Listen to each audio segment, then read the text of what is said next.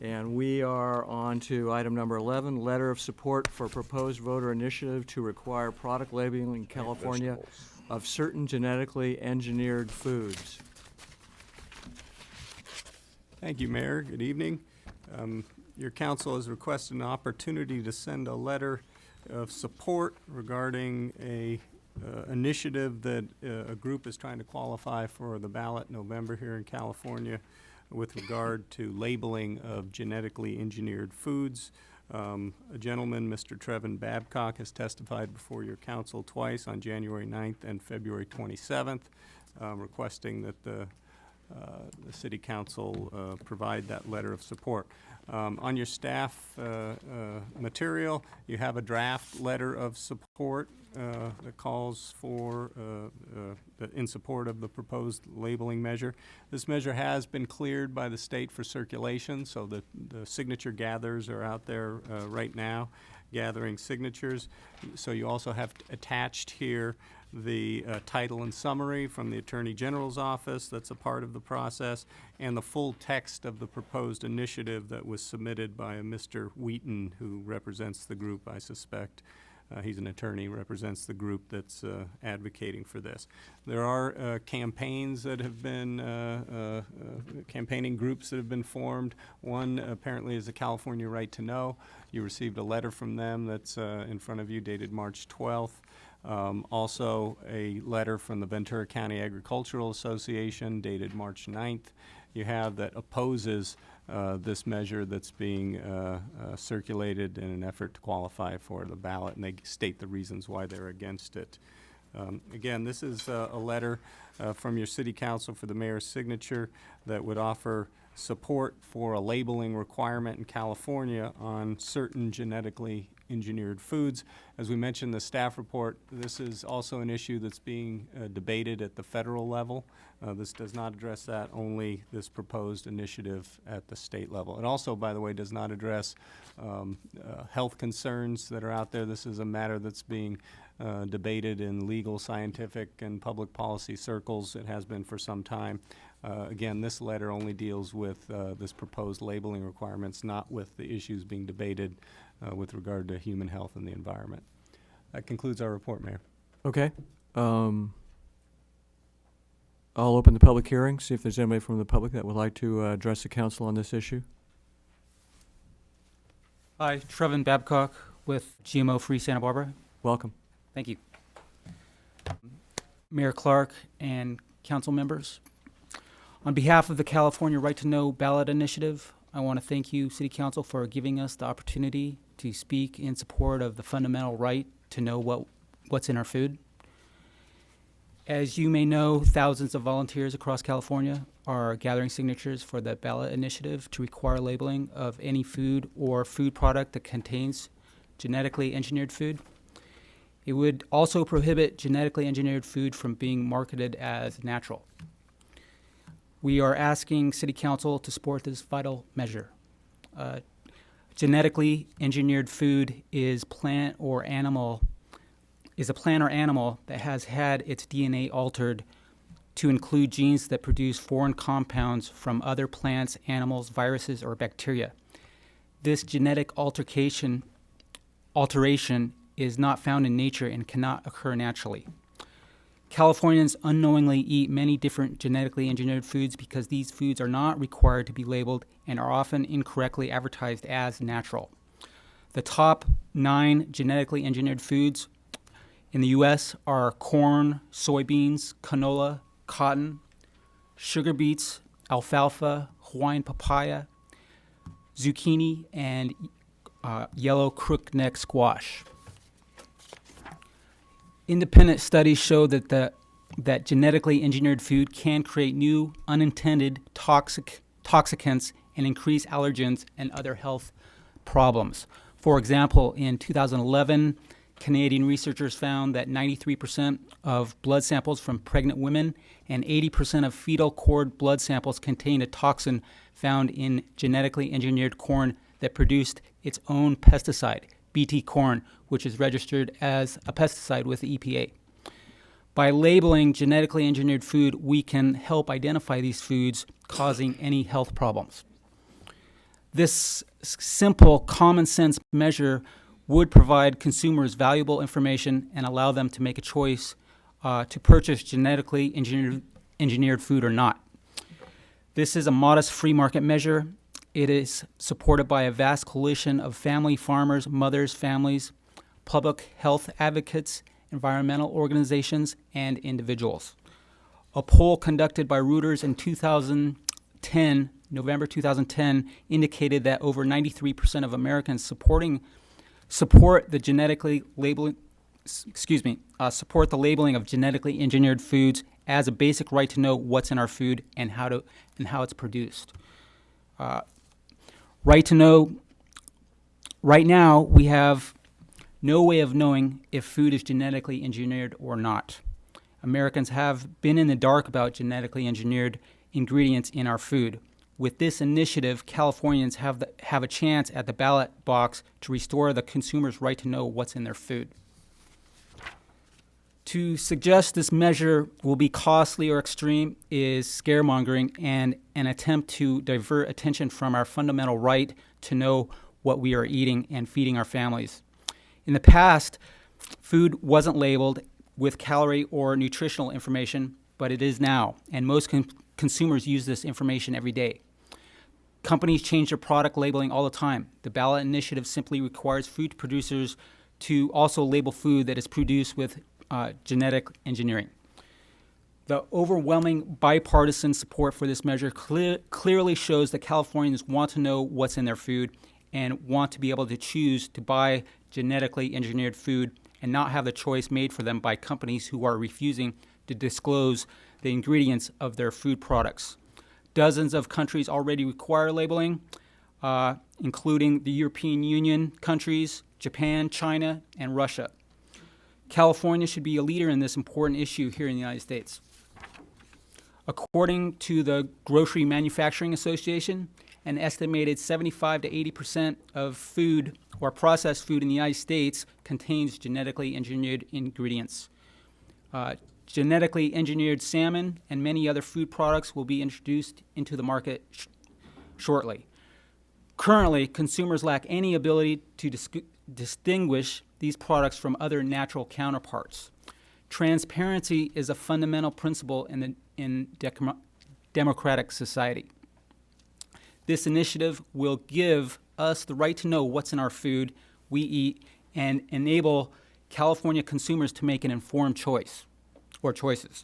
We are asking the City Council to support this consumer's right to know. Thank you very much. Thank you for your comments. Anybody else from the public like to?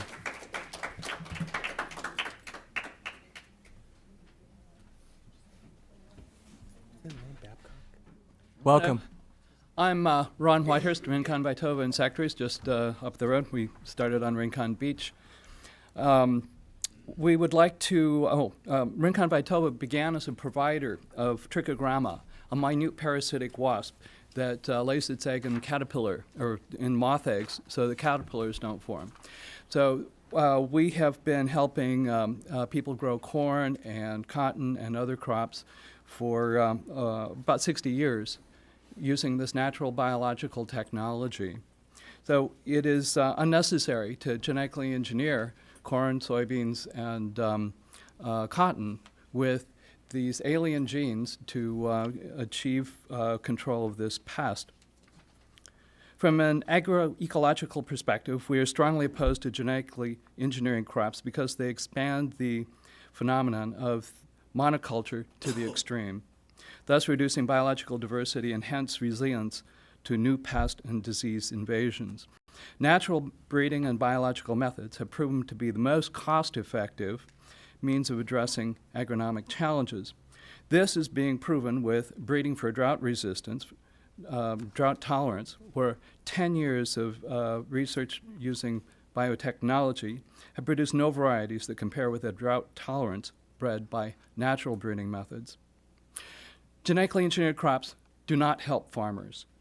This is hailed as the marketing hype from Monsanto and friends, suggests that this is what will help save the world. But the real-world studies of yield and return on investment for conventional and GM crops over a wide area of the United States and over a number of years show no net advantage to the farmer. In addition, there is more pesticide used on GM crops. Farmers are prohibited from saving seeds from GM crops, and the cost of GM corn has risen 5-fold. The biotech companies are making large profits. Many farmers are discovering losses from resistance, lack of resilience to new crop conditions, and failed crops. Besides the lack of need from an agronomic perspective, we have learned that the American Association of Environmental Medicine has called for a ban on GM foods based on their evaluation of the available data on toxicity of genetically engineered foods. See AAEM online to get more information on that. And that the politics of GE regulation and labeling are directed by the biotech industry. Studies show that GM corn and soy show toxicity to the liver and the kidneys, the detox organs, and changes to the lining of the intestine after just 90 days of feeding. We want to know more what this physiologic damage does up and down the food chain. Finally, we have seen no data that food costs will go up. We know that federal subsidies to growers of GM corn, soy, and canola add up to about $80 per U.S. household. The less than a tenth of a percent cost of labeling food, so that people with illnesses and allergic reactions can know what is making them sick, can easily be paid for by not subsidizing the growers who are putting the foods into the food supply. Thank you for your time. Can I ask the speaker a question? Sure. I'm sorry, I missed your name. I'm sorry. Ron Whitehurst. I'm with Rincon Vitova Insectaries. We're the world's oldest commercial insectary. We're currently located on the north side of Ventura. Okay, and so your background is primarily Biology. I'm a scientist. Okay. A good. biological scientist, and I actually was studying, trying to get into genetic engineering and research on biology at the molecular level. Okay, and so is it your contention that these genetically engineered foods are not being regulated sufficiently by either the FDA or the USDA or the EPA? Is that your basic position? Yes. Okay. We have the fox guarding the hen house here. The current vice president, or current food safety czar, is an ex-VP of Monsanto. And earlier he was with FDA in '92 when genetic engineering was being considered, and how would we regulate this? And he suggested, based on a memo that he got that he sent to the EPA, or USDA and EPA, when he was a lawyer at Monsanto, he sent that to the FDA as far as guidelines for regulation of genetically engineered foods, which basically was no regulation.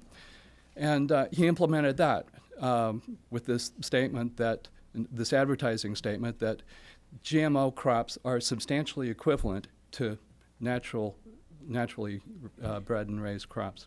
There's no scientific data to support that, and the staff scientists with the USDA strongly challenged that, but we weren't able to learn that until years later through the Freedom of Information requests.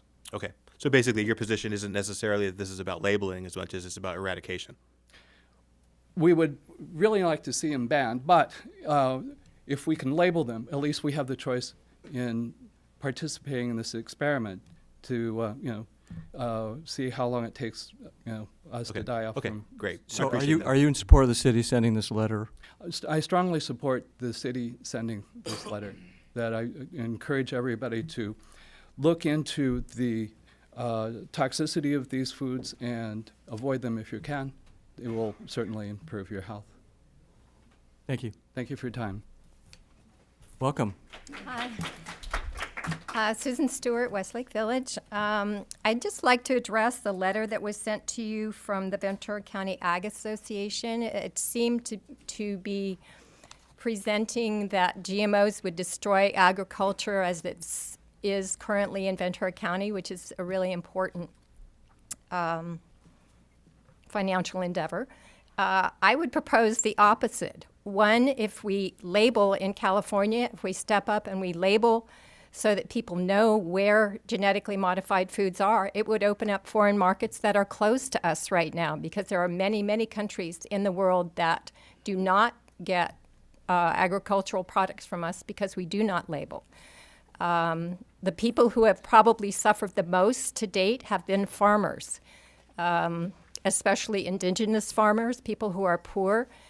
All of us were sucked in originally by the promises of Monsanto and their cohorts that we would have greater yields. We would be able to feed the world with these greater yields. It would cost less. Farmers would make more money. They could use less pesticides, less herbicides. Well, in fact, after studying it since it started in the 1990s, the opposite is pretty much true across the world. And what has happened, particularly in indigenous areas, once you spray your field with Monsanto's Roundup Ready, soon to be added to 2,4-D because Roundup Ready is not working so well anymore and they have super weeds and super pests, it basically destroys and makes your land sterile. It doesn't support life anymore unless you buy the chemical companies' herbicides, pesticides, terminator seeds, which are sterile. That means a farmer cannot save the seed from year to year, which poor farmers have done for years. And what's happening is they're going into debt. They're borrowing money in order to feed their families. And many of them in India and other countries are committing suicide at much greater numbers than normally, whatever's normal about committing suicide. All of those things said, we're not asking you tonight to make a decision on that, except for you to educate yourself for your community and your own health, but to take a stand and give the rest of us, all of us, a choice so that we can decide, yes, I want to buy GMO foods, or no, I think there's a health hazard and I don't want it, and I don't want it contaminating neighboring farms that are non-GMO and that are organic, and that's going on now. And farmers are being sued by Monsanto because of that contamination by patented seeds that they never wanted. So I urge you to send the letter. Thank you very much. Welcome. Good evening.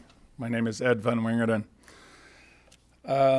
First of all, I'd like to say that I think it's a real shame that we now have farmers pitting against farmers.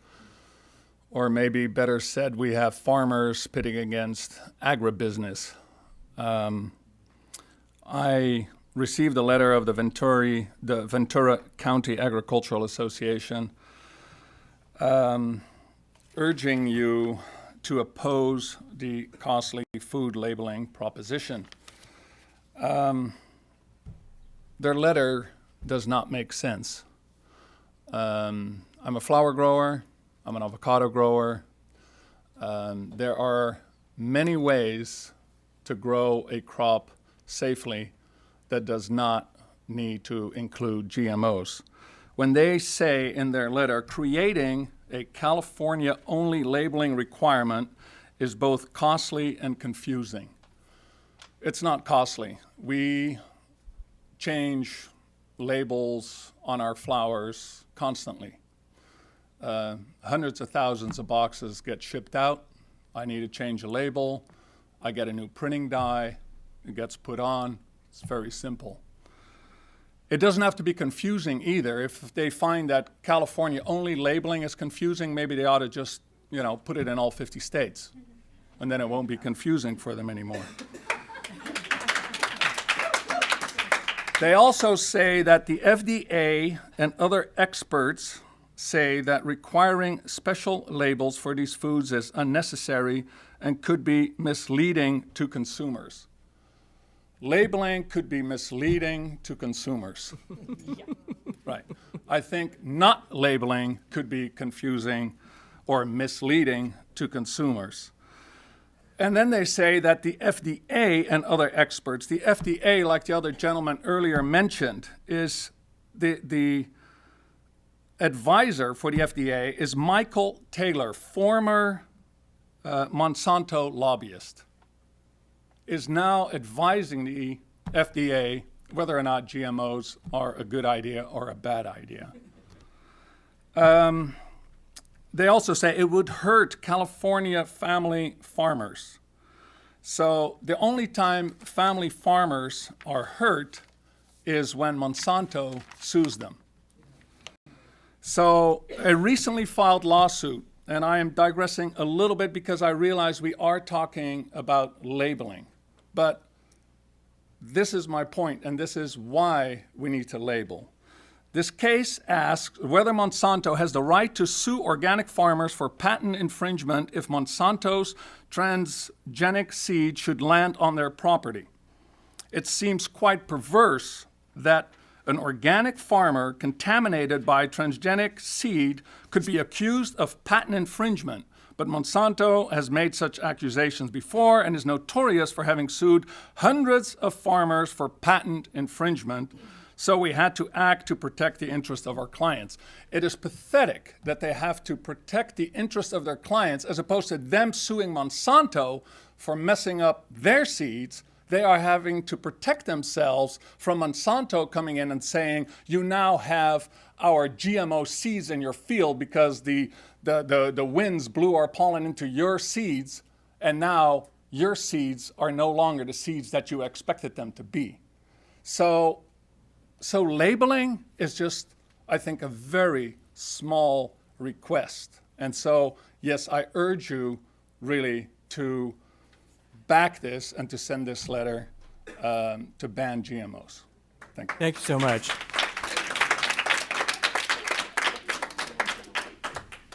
Welcome. Hello again.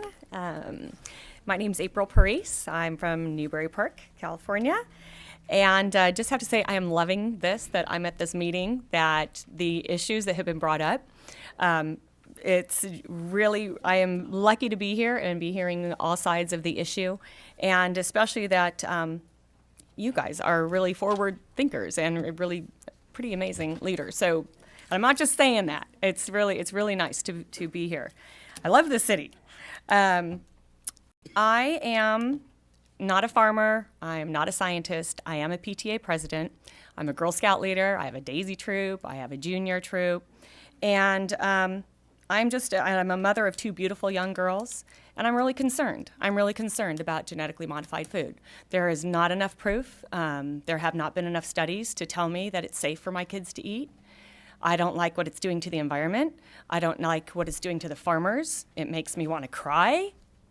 Everything about them is, they're not a good thing.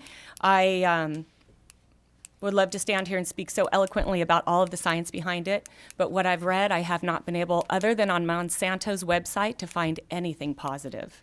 Look, I've tried to find something, because I like to look at all sides of the issue. I have not been able, other than what these companies, the companies that are producing the seeds or the herbicides to kill it, have anything positive to say. So really, I just urge, if you were to support the initiative, wow, that's amazing. I'm spending my time, which I have no time, to get out there and gather these signatures so that hopefully people will be aware. And it's very, very important thing. So I think it's great that you're even considering this, that you people are even considering this. And if you have your own kids or potentially might have your own kids someday, really, really important. So thank you. Thank you for your comments. Welcome. Hi, I'm Carolyn Shimabuku, and while I currently live in Ventura County, I did teach school here in Carpinteria for 10 years, from 1975 to 86 at Carpinteria Junior High School, which were great years here. I'm here to give my support to the Label GMO Ballot initiative. In 27 countries of the European Union, GMOs are either banned or labeled. In 50 countries around the world, they're either banned or labeled, since no long-term studies have been done to prove that they're safe. The American Academy of Environmental Medicine, as this gentleman mentioned earlier, recommends that their patients don't eat GM food, and they also stated, and I quote, GM foods pose a serious health threat in the areas of toxicology, allergy and immune function, reproductive health, and metabolic, physiologic, and genetic health. With that said, I don't feel comfortable when Monsanto tells me that this food is safe. And so I urge you to send this letter out. It makes perfect sense. I don't trust biotech companies that claim that their foods are safe. They've spent over $500 million lobbying Congress at the federal level to kill and block any labeling legislation. It's labeled in China, but not here. I was in a health food store yesterday in Ventura. Half of the food there, and this is the healthiest place I can go buy something, and half of the food there was not labeled organic. So I'm looking at labels trying to see if there's any soy or corn, because when it did carry it, I'm going, well, I don't want to buy it if it has corn and it's not organic, because then it could be GMO. So if I have that label there that lets me know, I can make a choice to eat this stuff. And if people want to eat it, all power to them. I don't trust it. I don't want to eat it. I don't want to give it to my kids. And I met a couple at the farmer's market in Ventura. They were from Greece. And we got to talking and about food and so forth, and they expressed to me their distrust in Monsanto trying to force their GMO food in their country. It's currently banned in Greece, as it is in a lot of countries. So this initiative is very mild. It just asks for labeling, which I think is fair, and I urge you to do that. Thank you. Thank you for your comments. Welcome. Hi. Hi. Thanks for having us tonight.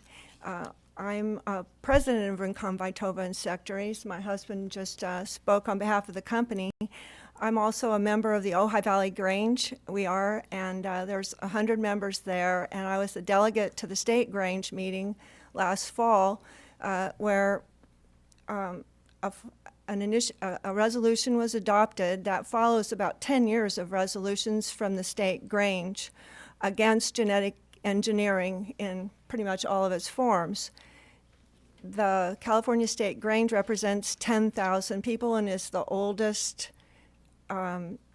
agricultural fraternity in the nation, representing farmer interests. And the resolution covers some of what other speakers have said, but it speaks to Californians having the right to know that they're eating and feeding their children and animals genetically modified organisms that have been shown to cause liver and kidney toxicity in rats. That the Food and Drug Administration is charged with the duty to determine the safety of genetically engineered crops. That the Food and Drug Administration has approved the release of genetically engineered corn, canola, soy. You heard the list already, including the summer squash, without requiring any third-party toxicity tests whatsoever by anyone, them or anyone, no testing. All toxicity testing of any food or drug uses animal studies for 2 years, including multi-generational studies. None for this food. Data submitted by Monsanto Corporation to the FDA and obtained through lawsuits, 3 years of lawsuits, by the European Committee for Research and Independent Information on Genetic Engineering, CRIGEN, showed the only toxicological studies done on GMOs resulted in liver and kidney toxicity to rats and other serious toxic effects fed 2 forms of genetically modified BT corn. These effects were shown in 90 days.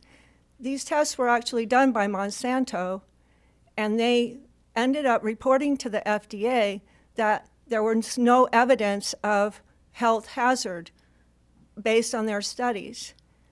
They stopped the study in 90 days because the rats were that sick. And they did not report that to the FDA. Well, they reported it, I'm sorry, to the FDA. The FDA scientists know these things about the physiological damage to many different kinds of animals from these foods. But as you've heard, Michael Taylor will not let the FDA scientists say what they know. Producers of genetically modified organisms claim that standard toxicity tests that I've just described, including the multi-generational tests, to follow the blood and organ parameters are too expensive to do. If they had to do the tests, there wouldn't be these products in the market. And whereas there's this ballot initiative being organized at the grassroots, nobody's paying thousands of people to gather these signatures, to defend the right to know what is in the food products and to protect especially children from potential health risks through mandatory labeling, beginning in California, because we have this precious initiative process. Therefore, the Grange resolved that the state Grain opposes federal FDA approval of genetically engineered crops for human consumption unless third-party toxicity studies prove that they are safe. And they further resolve that the state Grange supports initiatives that would enact a state law requiring the labeling of genetically modified organisms in food.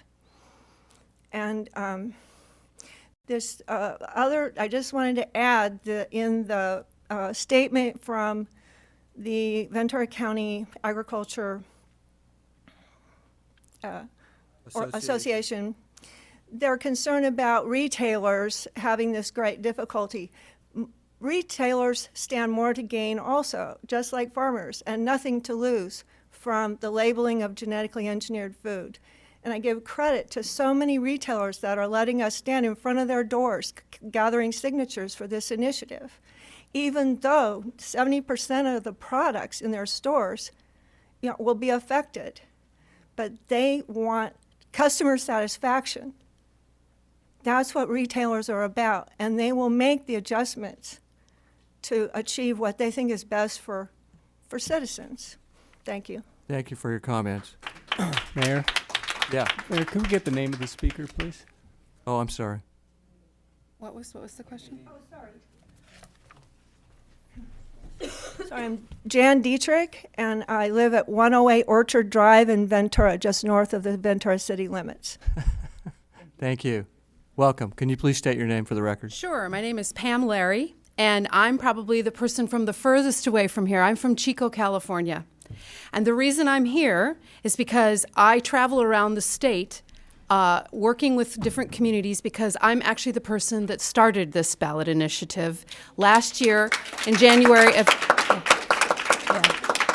20th, 2011, I had the idea for it, and about 1 year ago on March 10th, I, as I call it, came out and started reaching out throughout the state.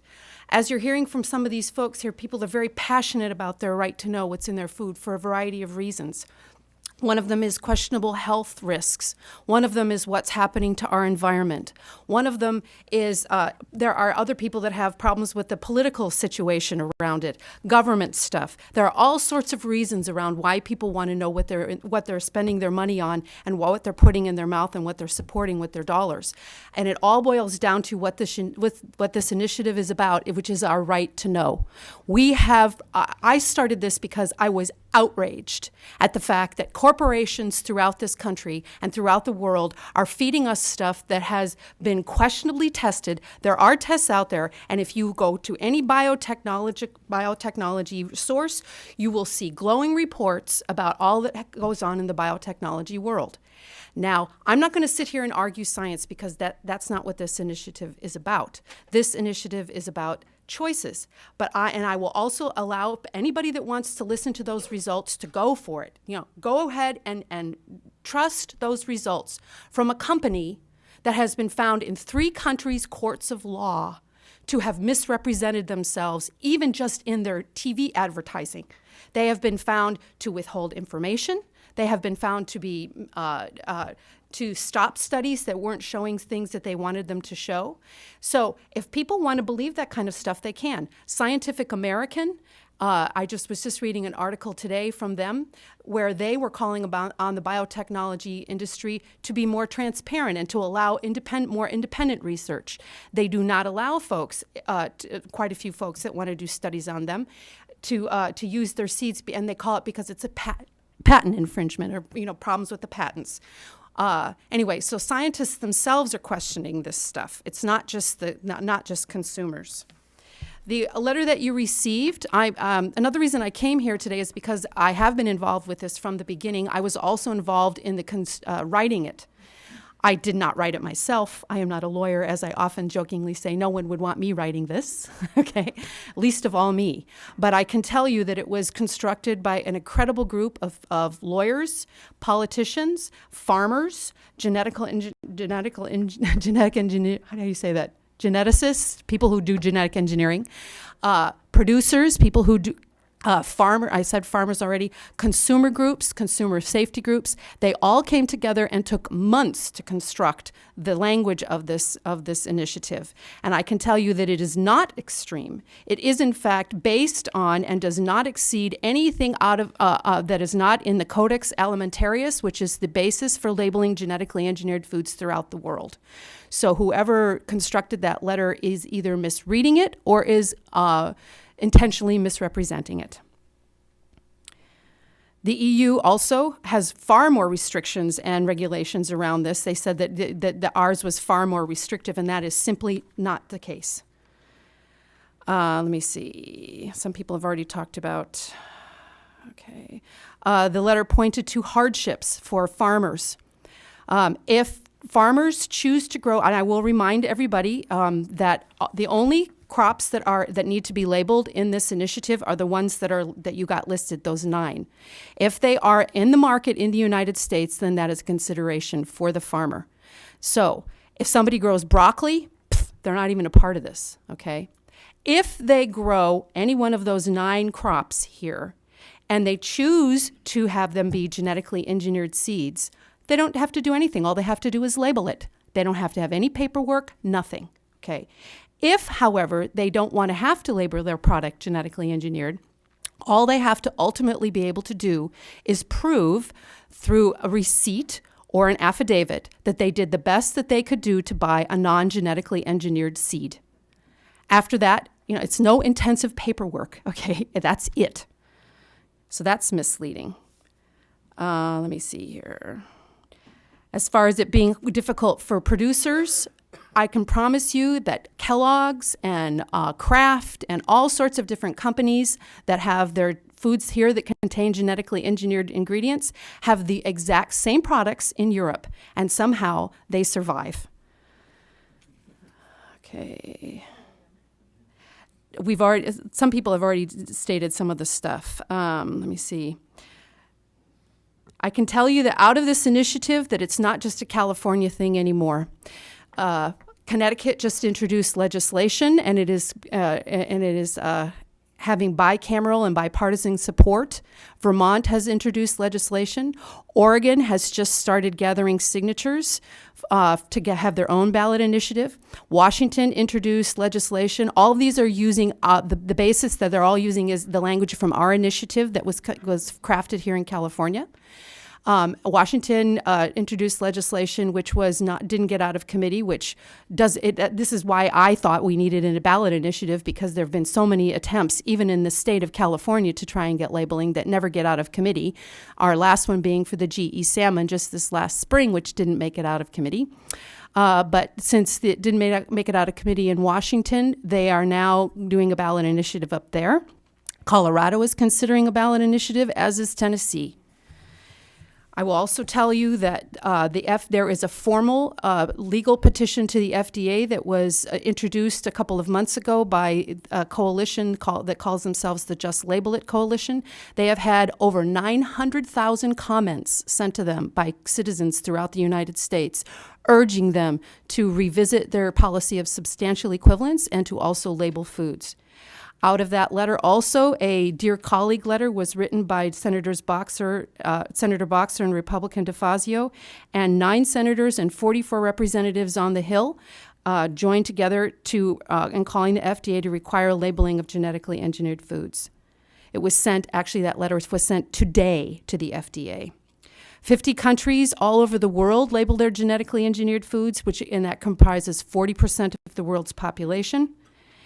And I will close and tell you that I listen to the California Medical Association, the American Academy of Environmental Medicine, the American College of Physicians, the Indiana State Medical Association, and the Illinois Medical Association, who all have resolutions, and the Democratic Party, I might add, all have resolutions in support of genetically engineered labeling of our food.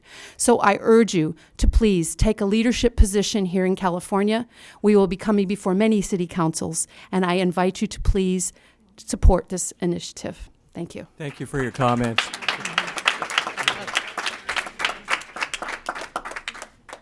Welcome. Hi. Hi. My name is Robin Saxer, and I'm from Santa Barbara. I teach at the outdoor school at Rancho Alegre, which Carpinteria students come to visit us. And when I first learned about this issue, obviously it's a much bigger issue than just labeling, but I fully support your sending the letter, and I think that it's fantastic that we're all here sharing this information. When I first learned about this issue, it was when I was in El Salvador, and I lived there for 2 years in a campesino community, which is a community of farmers. And I'd just like to touch on something that has been brought up, but is one of the main reasons that Monsanto says that genetically engineered foods are good for the world, which is to eliminate world hunger. And I experienced on a first-hand level that that is a complete lie, and that it's actually doing the opposite. And I witnessed people putting these seeds into their fields and then not reaping the benefits because they wouldn't be able to even compete with the subsidized products that we produce from this country. And not only on that level, economically are the farmers struggling, but they're also struggling on a cultural level as well. And this is happening across the world, where people whose, the corn was originally domesticated in Mexico by the Mayans, and they had, like, I don't even know how many thousands of different kinds of species of corn that they had domesticated and created for different purposes, to make tortillas or to make different kinds of foods. And that genetic and also cultural diversity is also at stake here, not only in countries in Central and South America, but across the world with these other kinds of crops that are being produced. So I just wanted to share that story, and I appreciate your time, and I appreciate that you're in support of sending this letter, and hope that we can continue this beyond the labeling and eradicate them completely. Thank you. Thank you for your comments.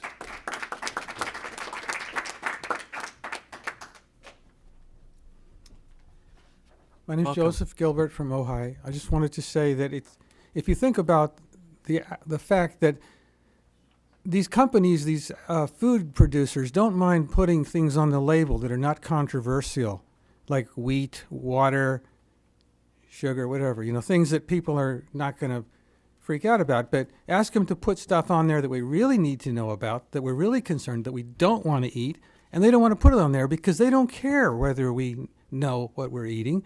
They show bad faith. They're trying to twist our arm and coerce us to eat the stuff that they want us to eat, whether we want it or not. And that's the exact things that they don't want to label, the stuff that we need to know about. So they're totally discrediting themselves. We shouldn't take them seriously. We should treat them like hazards to society that they are, and squash them like a bug. Somehow, I don't know how to do it, but yeah, well, no, because it might escape. But just send the letter or whatever and try to work for full disclosure of what we're eating. It's a very simple concept.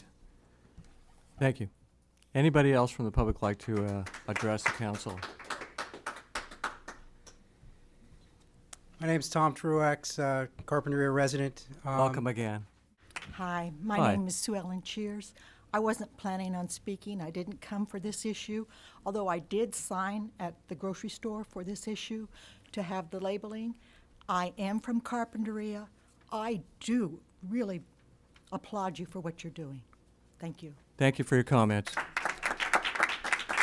didn't want to cut it. Go ahead. This lady in the corner was in front of me. I didn't want to cut in front of anybody. Okay. That must be a strategic decision. Welcome. Welcome. Hi, my name is Jeanette Lombardo, Hi. and I am a consultant to the U.S. Secretary of Ag. I sit on the Ag Technical Advisory Committee for Trade. I also am a resident of Ventura. I am also the Central Coast District Director for Agriculture. I'm sorry, the Central Coast District Director for California Women for Agriculture. So I cover the Central Coast from Ventura up to Santa Barbara, and I'm probably the only one here today opposed to this. So I'm going to have a letter here, for the council members, if I could. For the lady with the puffy hair who wrote this, I have this for you.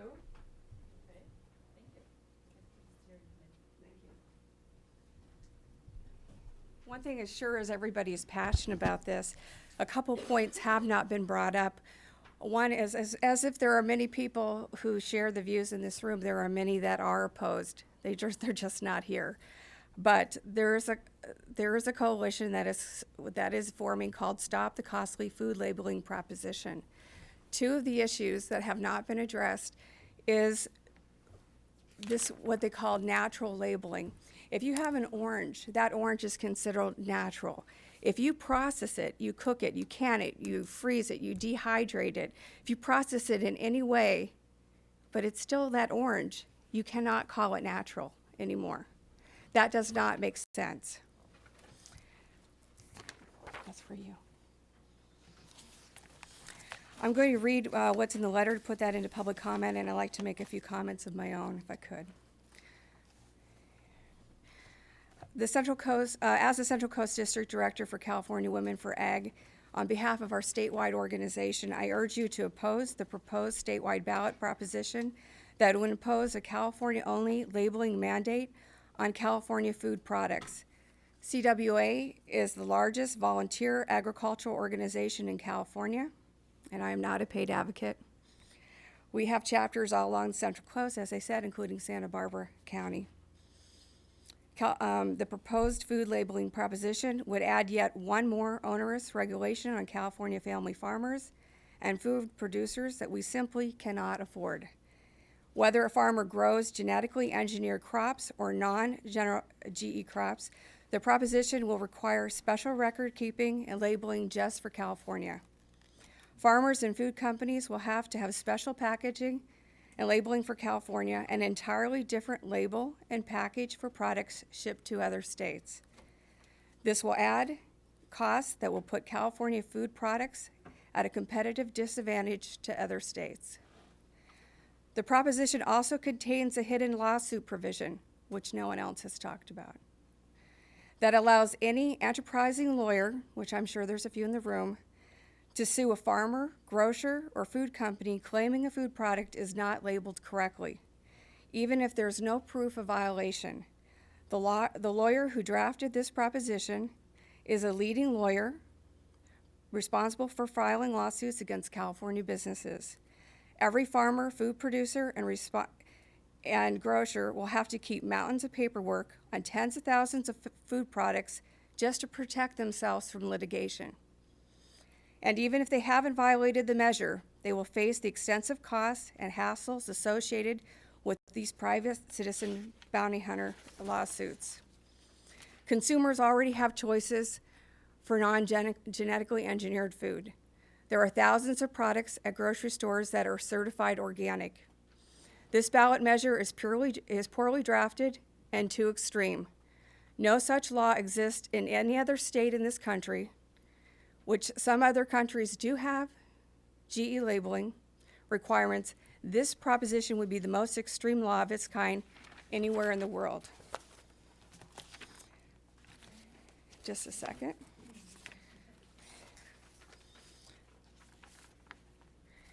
Most of the crops grown in Carpinteria, just so you know, are specialty crops, and they don't have subsidies. So take that in light of why Carpinteria is the first city to sign this, I don't know. But I'm going to go ahead and these comments are on my behalf. It would be easy tonight not to come up and stand here in front of you and be the only voice saying there's a problem with this, but here I am. We could not stand by and watch you consider signing this letter without knowing the total ramifications of what's happening. Only 2% of the population actually farms. They feed the other 98%.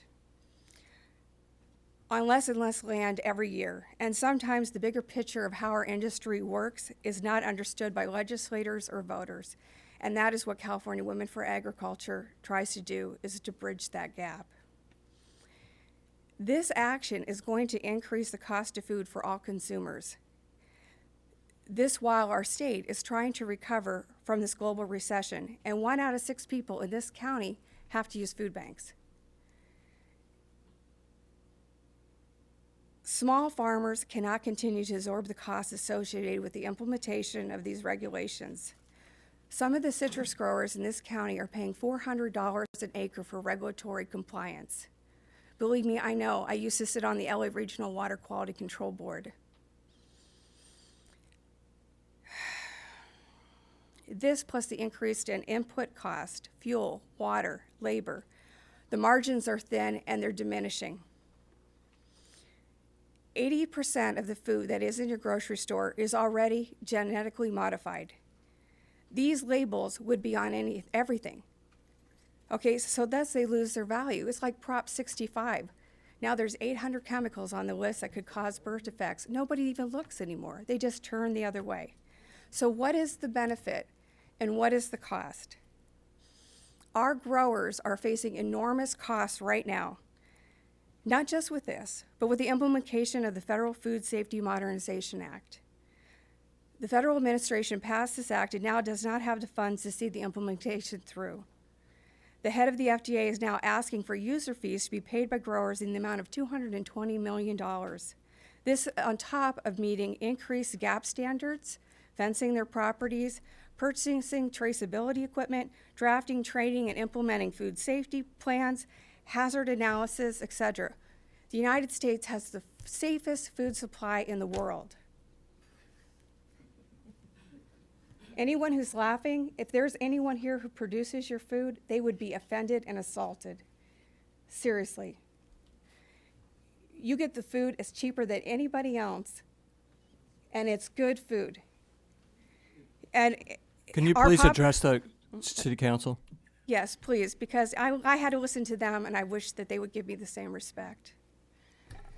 Our global population is growing by 1 million people every 5 days.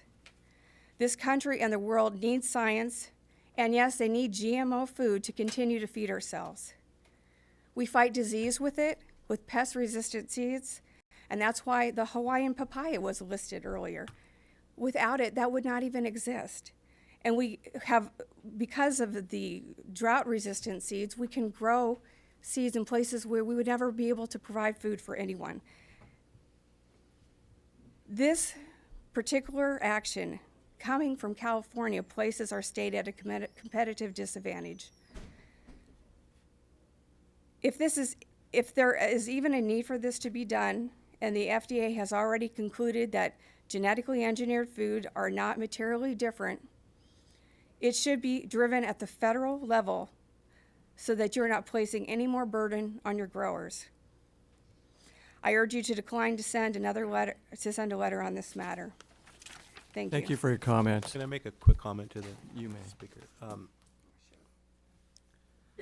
Are you Jeanette? Yes, I am. Jeanette Lombardo. First of all, I appreciate you. Being the only one. Well, let me tell you something. I know a little bit about being the only one, okay?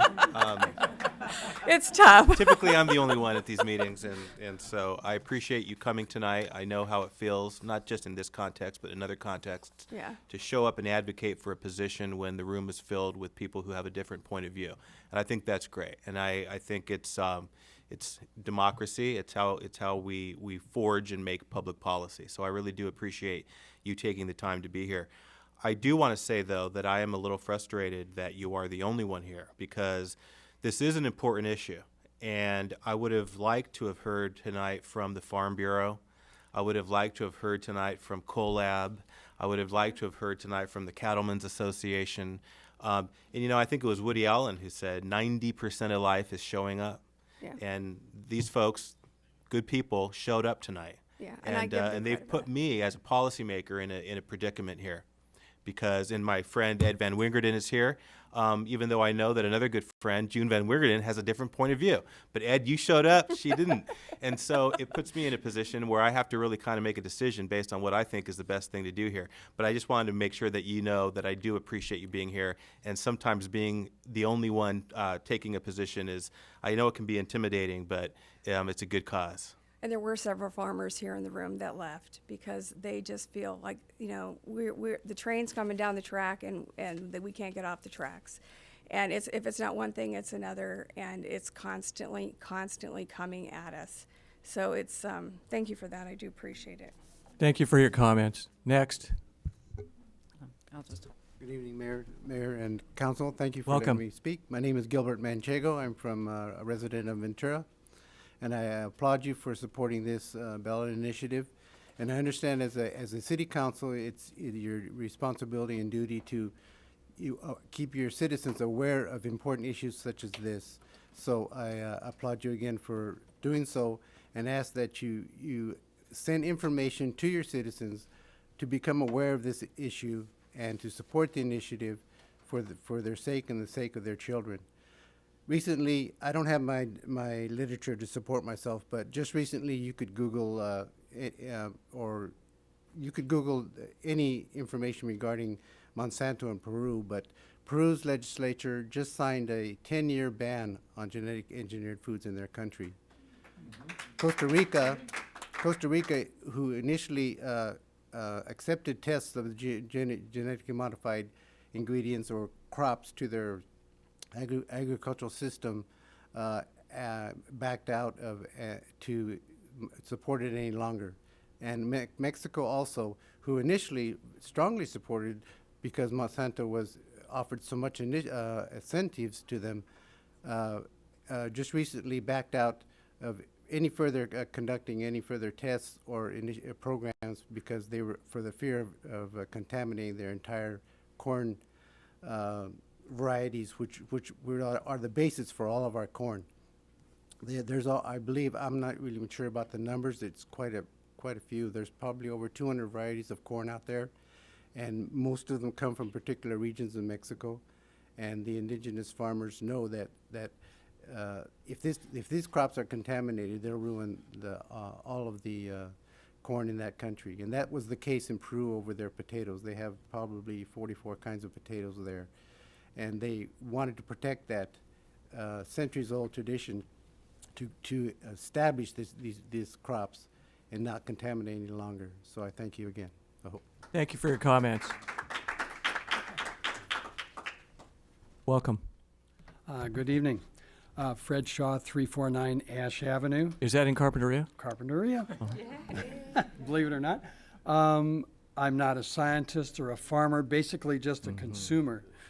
But I've always kind of thought of genetically modified foods as foods that are on steroids. You remember not too many years ago, we'd go to the market and we'd buy milk, and there wouldn't be anything special about it other than talking about the fact that it was milk. But in the last several years, all of a sudden we've got on the label, not made with RSBT or RBST, no growth hormones. So essentially, all of these milk companies that produce milk have been able to put that on their labels without any of these companies going out of business. So I don't see where there's a big financial loss in adding a couple words to a label. That being said, I think we should certainly give the same type of labeling on other genetically modified foods that we do on milk. So for that reason, I just urge you to send that letter. Thank you. Thank you for your comments. We got another one. Welcome. Hello. Hello. My name is Stacy Hall, and I'm from Newbury Park. And I'm a mom, and in all due respect... Could you please address the council? In all due respect, Thank you. I do check the labels. I have a son with allergies. I check the labels very carefully. And most people in this room do. This is about transgenics not being natural, not oranges. Oranges aren't genetically engineered. We already went through the list of what is. The biotech even calls its products unnatural.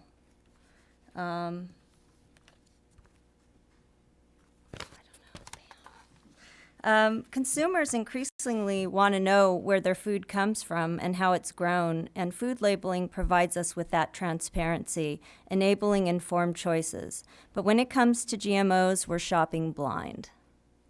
Consumers have a right to know if there are GMO ingredients in their food, just as they have a right to know if there's sugar, soy, wheat, nuts, saturated fat, dairy, salt, or other ingredients they have reasons to avoid. I support you sending this letter. Thank you. Thank and you. I have some health risks brochures and non-GMO shopping guides if I can give them to you. Surely. Could you give them to the clerk and she'll give? Thank you so much for your comments.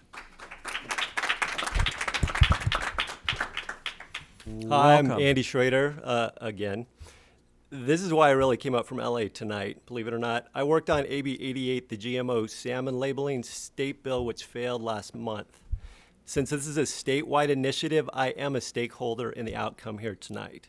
As a council member on the Mar Vista Community Council back in 2003, in the early days of genetically modified food, I instituted the Mar Vista Farmers Market so my neighbors would have easy access to organic food, so they would have a choice in what they were eating.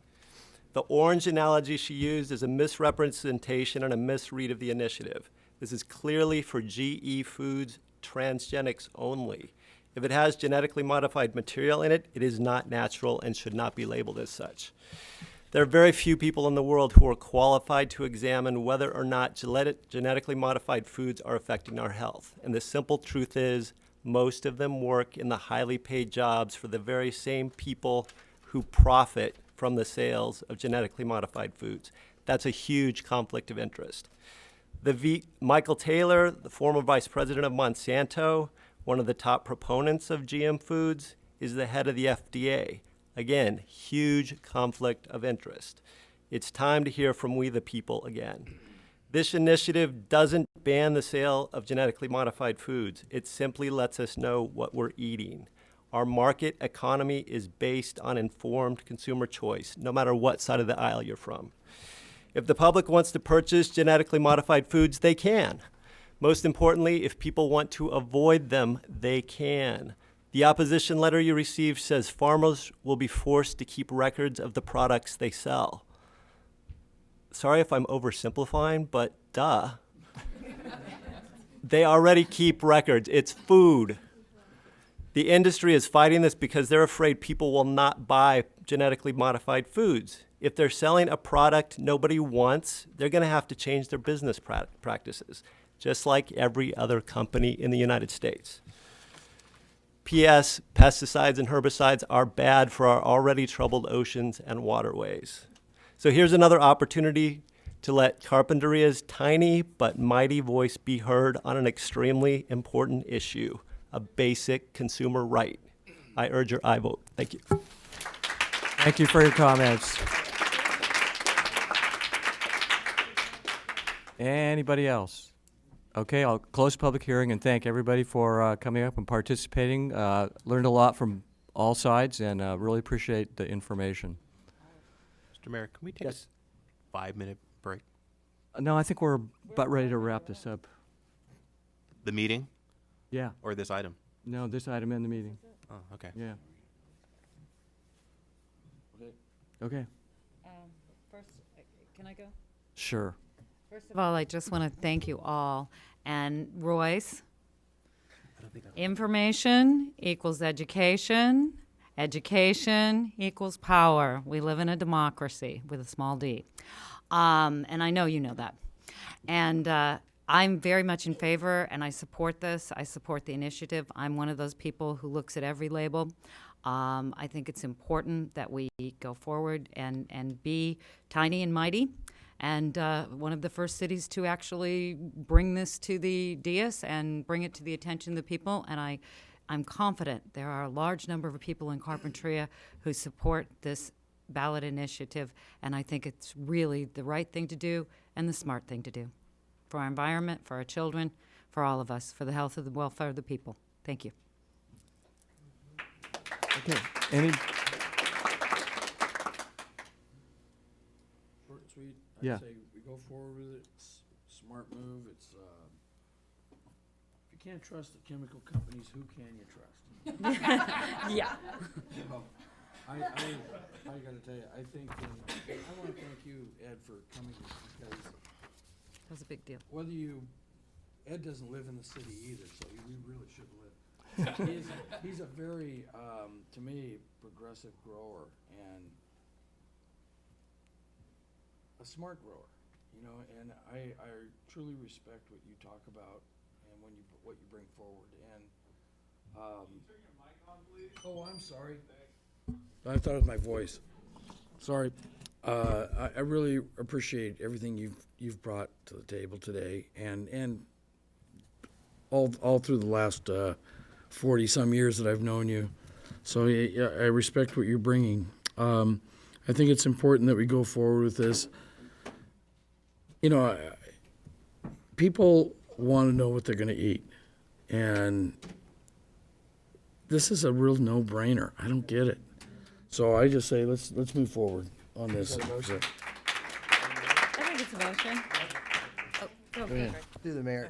I'm just in awe that it's come to where we don't know what we're putting on our family's table. And to me, this is common sense. No. So, Mayor, I mean, unless you want something. Yeah, can I say a word? Hey, go ahead. Thank you. Go ahead. Appreciate it. Two? Joe. In the future, when we have a closed session that starts at 4 o'clock, it'd be nice to take at least a short break so we can get up and. We had a short break.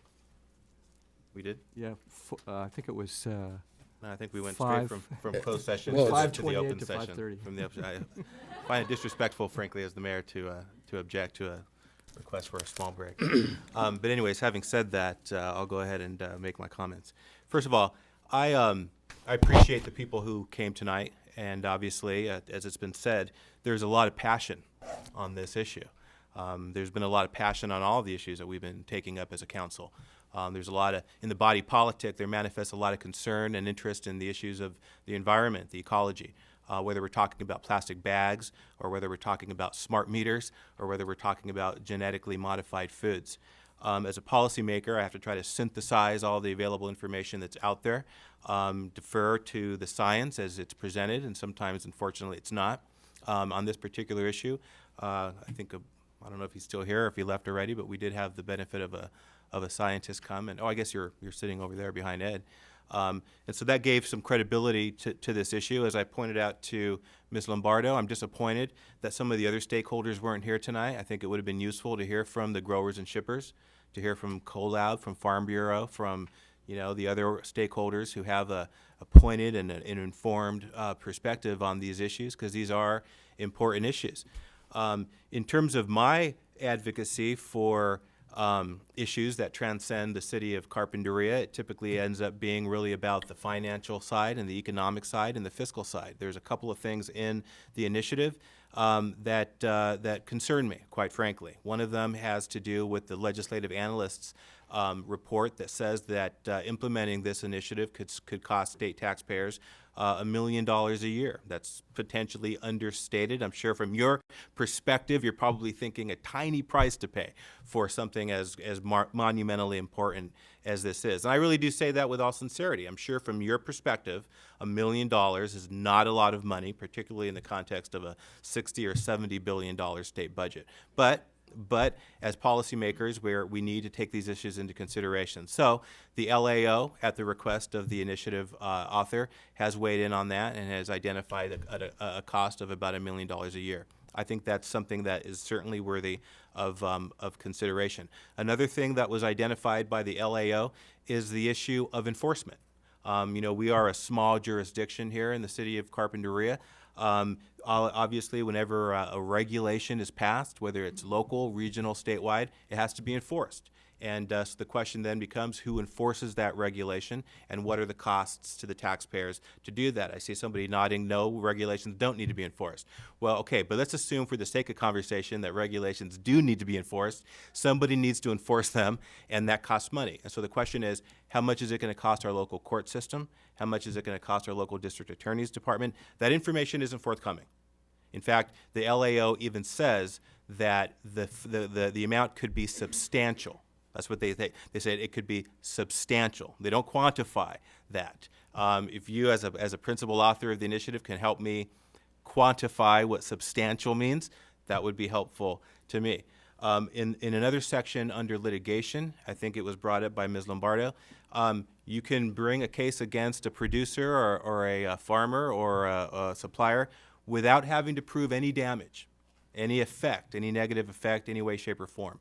To me, that sounds like a full employment act for lawyers, and I'm concerned about that. I'm not anti-lawyer, but I am concerned about an excessive use of litigation. And so, I see these issues from a fairly complex, nuanced perspective. It's not just as simple as no-brainer politics for me. It's about public policy and what's the right decision based on the information that I have. And frankly, I don't have a sufficient amount of information tonight to make a decision in favor of sending this letter. I'd be very receptive to more information. It sounds like this train has left the station, at least from the right side of the dais, and so that's fine. That's small d democracy. I'll be on the losing end of another vote, but it won't be the first time, and it certainly won't be the last. I appreciate the passion, appreciate everybody showing up, and appreciate the process. Thanks. Thank you. Through the mayor, I see the big problem is that these products weren't labeled from the beginning. That's right.